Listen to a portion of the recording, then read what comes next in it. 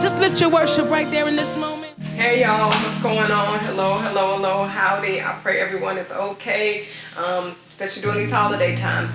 Before I forget, or before I start and forget, I want to tell everybody thank you again so much for subscribing, sharing, watching my videos, guys. For somebody like me that's kind of shy and timid, this is an outlet for me, and I really appreciate you guys. I humble myself and say thank you.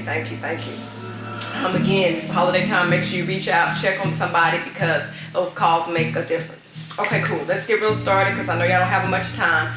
Last time we talked about being wounded, the W in wives of being wounded. So I pray that helped a bunch of you guys, and you kind of got that healing and know that we all have wounds. You know, I discussed with you guys my wounds from molestation, infidelity, adultery, betrayal, all of that. We kind of went into that, so I hope that helped. If not, just know that our wounds will heal, okay? Take it one day at a time, okay?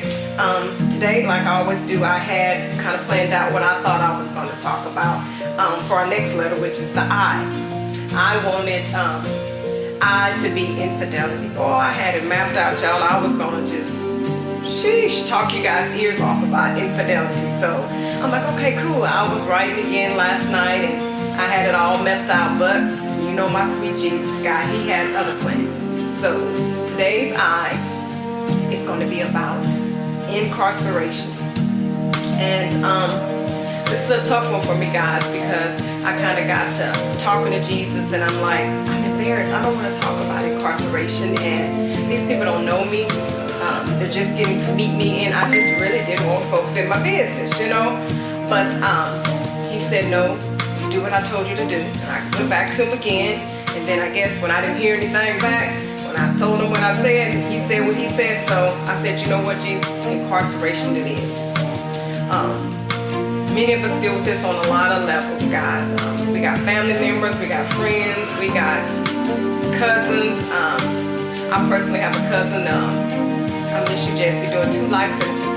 He's been in there since he's 16. He's probably in his 40s now. So, I mean, and that's just one of millions. I think we're all aware of the injustice in our justice system. You know, sometimes, like the old saying says, we go to court looking for justice, and what we find, just us. So, it's a tough topic to talk about, but it has to be addressed, because again, we're healing our wounds. For a lot of us, that is a wound that actually needs to be healed. I also have a good friend recently, you know, he went to jail. I think it was his 3rd or 4th DUI. Miss you, AJ, while I'm on there. And he just got incarcerated. Gave him 7 years. And by no way, guys, am I condoning any type of people's behavior, because you know how the saying says, well, you know, in the hood, you do the crime, you got to do the time. So I understand that. So again, no way am I condoning theirs or my crimes or situations, but I just kind of get hurt, and that wound needs to heal when I hear about people of other races getting 5 and 6 DUIs or doing pretty much the same crimes a lot of our men do, and they're walking out on probation, or they got 2 years, or they got 3 years, you know, or no time. You know how it is. So I guess that's the reason why God put incarceration on my heart this today, because it is such a tough topic, and it affects us all in one way or another. With that being said, I want to be transparent, and I want you guys to know that I'm just not talking, that I have one. I also have a good friend recently, you know, he went to jail. I think it was his 3rd or 4th DUI. Miss you, AJ, while I'm on there.